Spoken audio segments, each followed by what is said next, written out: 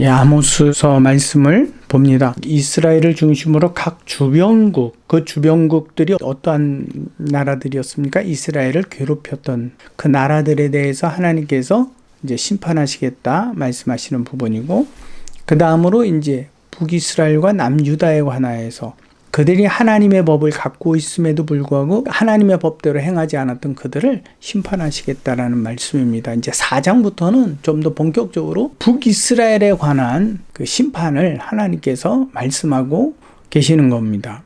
4장 1절에서부터 보면요, 사마리아의 산에 있는 바산의 암소들, 이 말을 들으라. 너희는 힘없는 자를 학대하며 가난한 자를 압제하며. 여기서 힘없는 자, 가난한 자가 등장하는 거 보니까 사회적 계급으로 보게 되면 그 위가 되겠지요. 가장에게 이르기를 술을 가져다가 우리로 마시게 하라 하는도다.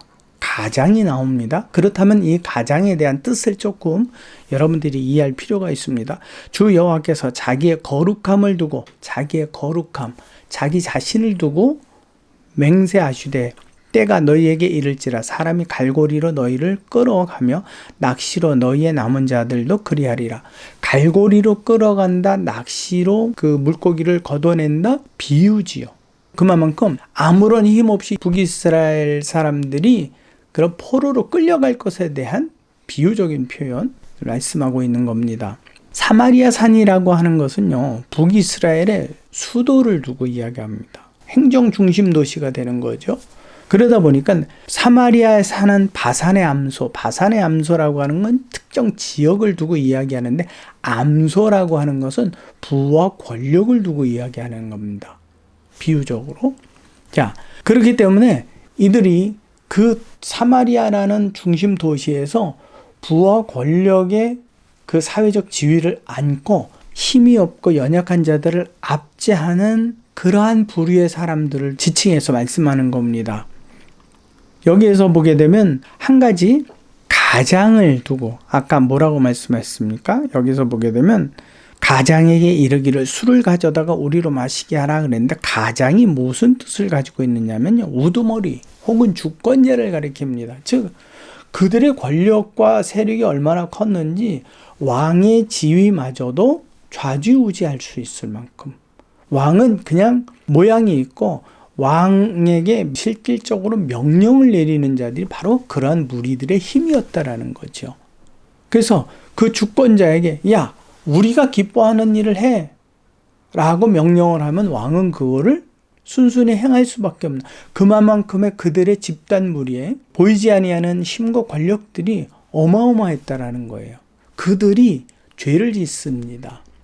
왜냐하면 북이스라엘도 마찬가지고 남유다도 마찬가지예요. 하나님께서 그 왕위를 그들에게 허락해 주신 거거든요. 그럼에도 불구하고 그들이 그 왕을 업신여겼어요. 그러면서 자기들이 기뻐하는 것을, 자기들이 좋아하는 것들로 채우고자 했던 겁니다. 이러한 악에 대해서 하나님께서는 반드시 심판을 하신다. 그래서 3절에 보면 너희가 성 무너진 데를 통하여 각기 앞으로 바로 나가서 하르몬에 던져지리라. 여호와의 말씀이니라. 무너진 데는 갈라진 곳이에요. 성이 무너진 거예요. 그 틈으로 빨려 나가서 하르몬, 그것은 높이 있는 성이에요. 높이 있는 성. 무슨 말이냐면 사람의 힘으로는 넘어설 수 없는 그곳에 너희가 던져질 것이다. 이게 지금으로서는 역사적인 사실이죠. 아수르의 북이스라엘이 망했을 때에 아수르가 그들을 끌어갔거든요. 그 끌어간 상황을 이렇게 표현한 겁니다. 4절에 보면 너희는 베델에 가서 범죄하며 길갈에 가서 죄를 더하여 아침마다 너희 희생을, 3일마다 너희 11조를 드리며 누룩 넣은 것을 불살라 수은제로 드리고 낙헌제를 소리내어 선포하려무나 선포해 봐라. 이스라엘 자손들아, 이것이 너희가 기뻐하는 바니라. 그렇게 하는 것은 다 너희가 좋자고 하는 거지 나를 기쁘게 하는 제사는 되지 아니한다 라는 말씀을 하고 있습니다. 이것이 주 여호와의 말씀이니라 그랬어요. 주 여호와의 말씀은 뭐예요? 구별한 거죠. 이것은 너희의 생각도 아니고 내 생각이다. 분명히 내 생각이다. 왜요? 제사의 주체가 누구죠? 여호와 하나님이시잖아요. 그러니까 너희가 아무리 그렇게 드린다고 해서 내가 받는 그런 하나님이 아니야. 그 말씀을 해주고 계신 겁니다. 역사적으로요, 여호와께서 솔로몬의 죄로 말미암아서 나라를 분열시킵니다. 그래서 그의 아들 르호보암 때에 이제 여로보암이라는 한 사람을 세워서 그에게는 10지파를 주고, 이제 르호보암에게는 그 솔로몬 다윗의 후손에게는 3지파를 주었습니다. 3지파가 유다 지파와 베냐민 지파와 레위 지파입니다. 레위 지파는 사실 지파에 속해 있지 않고 어떻게 보면 깍두기 같은 거죠. 제사를 위해서만 특별히 선별된 것이기 때문에. 여기서 보면 수은제사가 나옵니다. 수은제사는 감사의 제사를 드리고요. 낙헌제는 자원하여 드리는 제사예요. 어떻게 보면 두 가지가 똑같은 제사인데 전부 다 하나님께서 어떤 절기제사라든지 그분이 직접 명하신 게 아니라 그 외의 것으로 너희가 기뻐하여서 드리는 제사라고 볼 수 있습니다. 근데 하나님께서는 아무튼 그것을 허락하셨어요. 그래서 이제 여로보암이라는 사람이 갑자기 이제 왕의 위치에 서게 된 거예요. 10지파를 다스리는 왕이 돼버린 거예요. 되고 나니까 왕위의 정통성은 남유다가 가지고 있거든요. 거기다가 제사의 중심인 예루살렘도 그들이 갖고 있고, 또 거기서 집례를 지도하는 제사장들도 그들이에요. 그러니까 10지파가 모여서 아무래도 우리가 하나님 앞에 제사 드려야 되겠는데, 그러면 제사대로 예루살렘이잖아. 그러면 예루살렘으로 내려가자 그랬다가 마음에 확 돌변하면 여로보암 생각이, 와, 내가 10지파를 가졌다가 이게 다 뺏기면 나는 뭐야? 그냥 깡통 차는 거잖아. 야, 이거 안 되겠다. 그래서 자기에게 주어진 10지파, 그 10지파를 빼앗기지 않기 위해서 자기가 스스로 예루살렘 그 성전에 버금가는 제단을 만듭니다. 그게 바로 금송아지를 만들어서 두 곳에 두지요. 두 곳에 두어서 너희는 이제 남쪽으로 내려갈 필요 없이 여기에서 북쪽에서 이 두 제단을 세웠으니까 너희가 편리한 대로 거기 가서 제사를 드려. 이 말이에요. 그래서 열왕기상 12장 26절로부터 보면 그 이야기가 쭉 기록이 되어 있습니다. 26절에 그의 마음에 이르기를 나라가 이제 다윗의 집으로 돌아갈 것이다.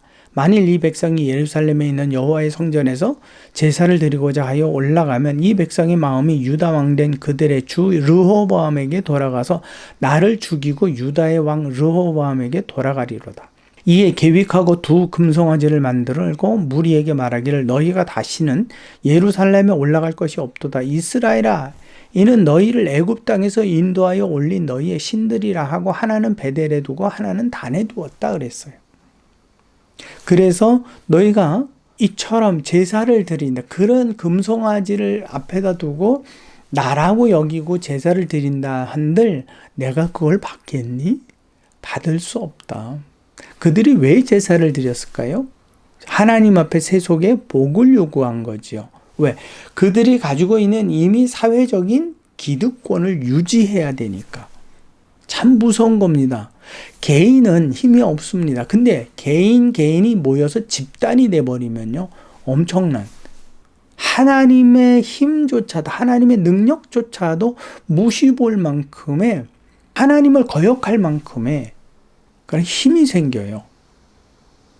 그래서 하나님께서는 여러 사람을 말씀하고 계시지 않습니다. 그 개개인의 신앙을 하나님께서는 달아보고 계시는 거예요.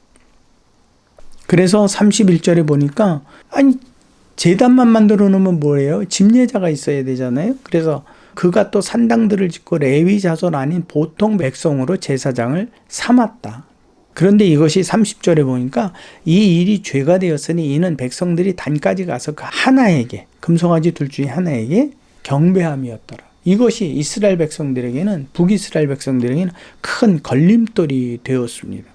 그래서 북이스라엘의 역사에 대해서 그 왕조가 바뀔 때마다 이 여로보암의 죄에 대해서 끊임없이 계속 반복해서 말씀하고 계시는 거. 얼마나 하나님께서 이게 거슬리셨으면. 그렇게 하라고 세운 게 아니거든요, 여로보암을. 10지파의 왕으로 세운 게 아니거든요.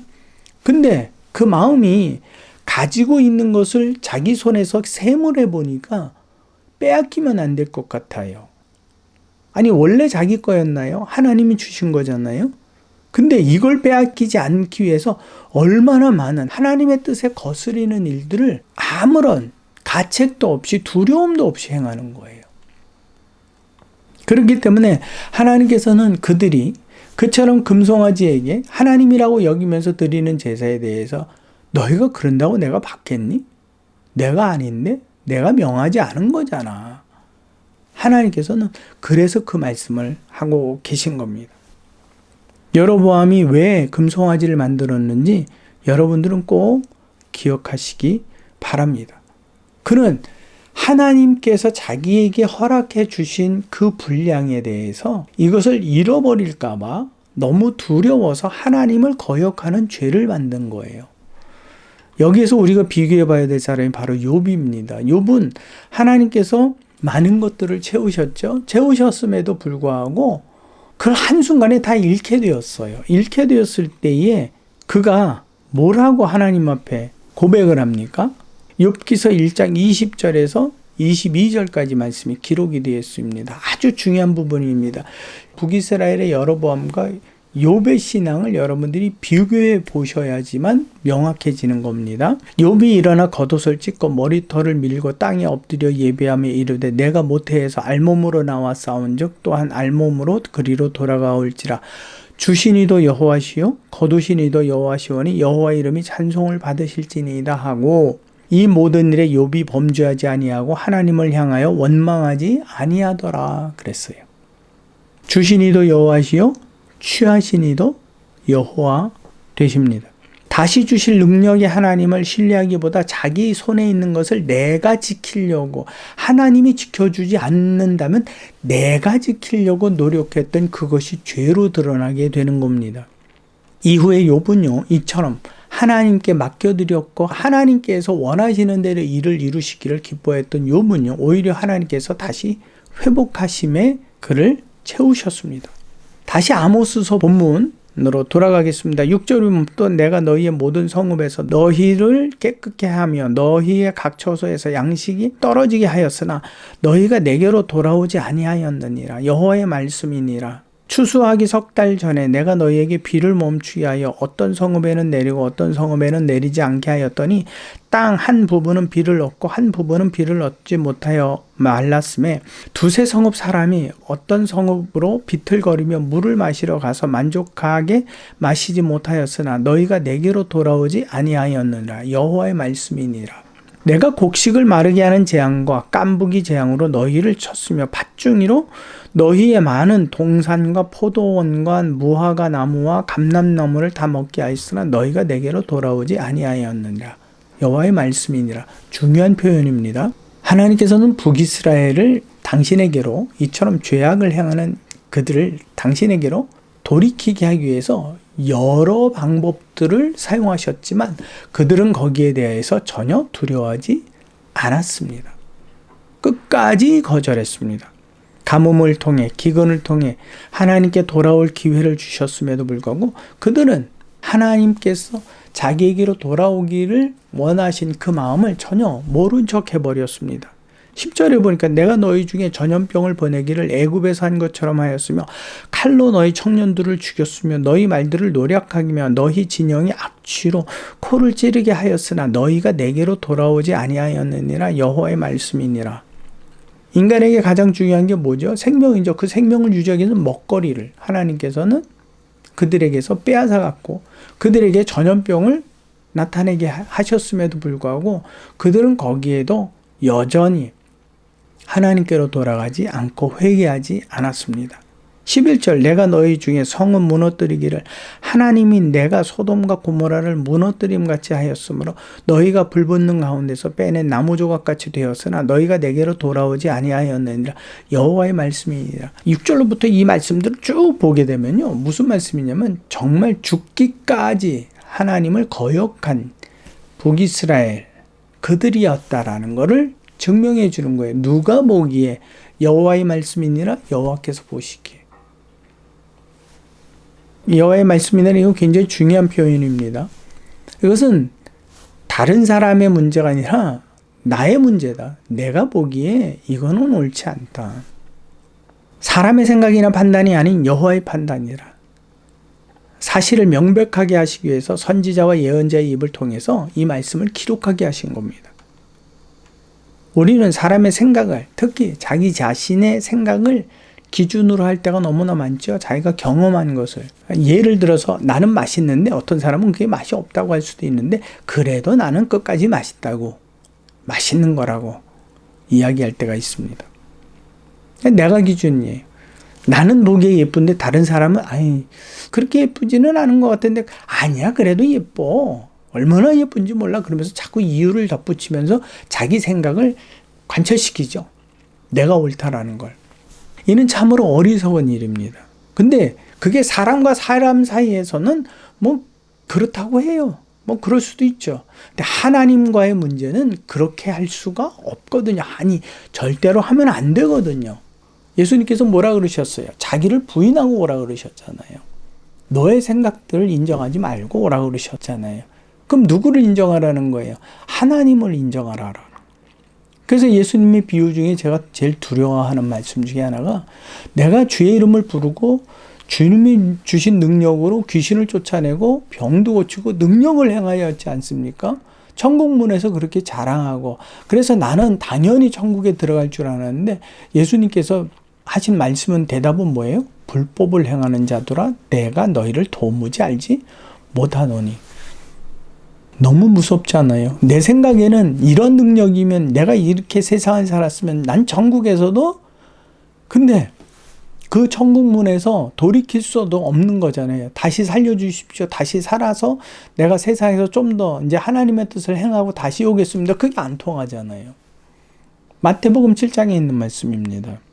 무엇을 하든지 그 일이 여호와 하나님의 생각과 판단에 어떠한지를 꼭 따져보아야만 했는데 이 북이스라엘 사람들 여로보암으로부터 시작을 해서 그 사회적인 국가적인 기득권을 가지고 있던 그들은 하나님을 염두에 두지 않았어요. 자신들이 그것을 가졌다라고 생각했고 자신들의 어떤 노력이라고 생각을 했어요.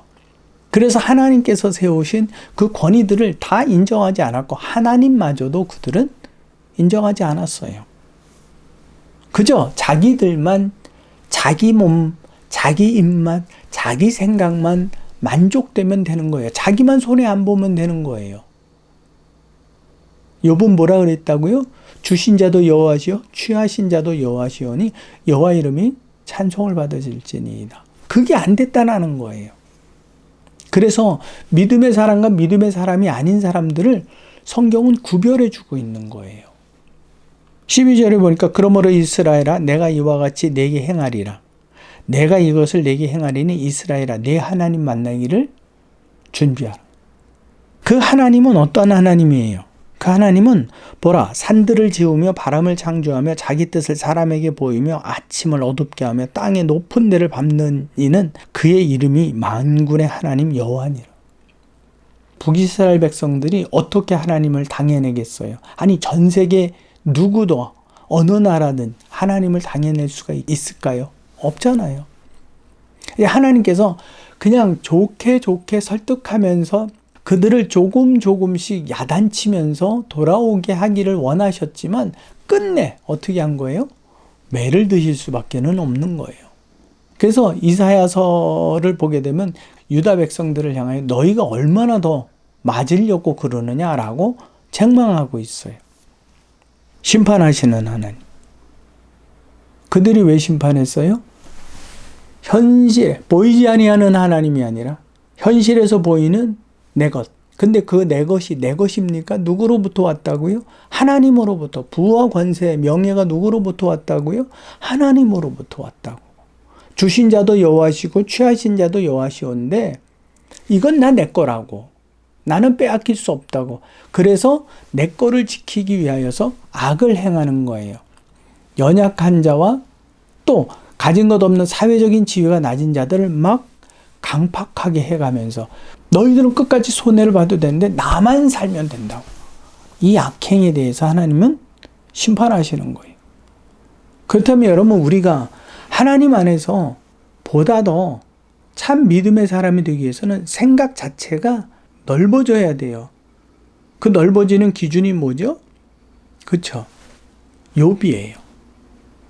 그래서 욥의 신앙에 대해서 하나님이 칭찬하고 계시는 거예요. 이사야 선지서 1장을 같이 읽었죠? 거기서 보게 되면 그러한 자격을 가지고 하나님 앞에 임의대로 제사 드린다고 해서 하나님께서 받으시고 그 복을 채워주시느냐? 절대 그렇지 않다. 착각하지 말아라. 그건 너 좋을 대로 이 제사를 지낸 거지 나를 기쁘게 하는 제사는 되지 못한다. 그러므로 내가 너희의 죄를 하나하나 따져 끝까지 너희를 심판할 것이다. 말씀해 주고 있는 겁니다. 북이스라엘은 어떤 민족이에요? 하나님의 선택을 받은 민족이에요. 선택을 받았기 때문에 하나님의 요구사항은 그들에게는 제사도 주셨고 성막도 주셨어요. 그리고 약속의 땅도 허락하셨어요. 하나님께서 다 털어버리셨어요. 왜요? 왜 그랬을까요? 하나님께서 그들에게 베푸신 은혜 컸기 때문에 그만큼 취하시는 부분도 크다라는, 많이 맡은 자에게 많이 찾겠다 하시는 예수님의 말씀을 여러분들이 기억하셔야 돼요. 우리 안에서 이 말씀을 들으면서 하나님의 심판 무섭다가 아니라 내가 그러면 그분의 심판을 받지 않기 위해서는 내 신앙의 관점들, 마음의 자세, 물질, 명예, 권세 이런 부분들에 대한 나의 가치관을 좀 새롭게 할 필요가 있다. 어떻게 새롭게 할까? 우리는 모르잖아요. 그러니까 어떻게 해야 돼요? 성령의 도우심을 얻기 위하여 기도해야 되고, 또 하나님의 생각은 어디에 기록이 되어 있지요? 그렇죠. 성경책에 기록이 되어 있으니까 우리는 성경을 연구해야 돼요. 오로지 이것밖에는 없어요. 여러분들 안에서 이와 같은 신앙으로 참 신령과 진정으로 진리로 예배하는 자가 되어 하나님을 기쁘시게 하는 그런 예배자가 되시기를, 또 하나님의 부르심 속에 반드시 그 안에 들어가는 그런 귀한 믿음의 성도가 되시기를 진심으로 소망합니다. 다음 시간에도 아모스서 5장 말씀을 같이 읽고 생각하도록 하겠습니다.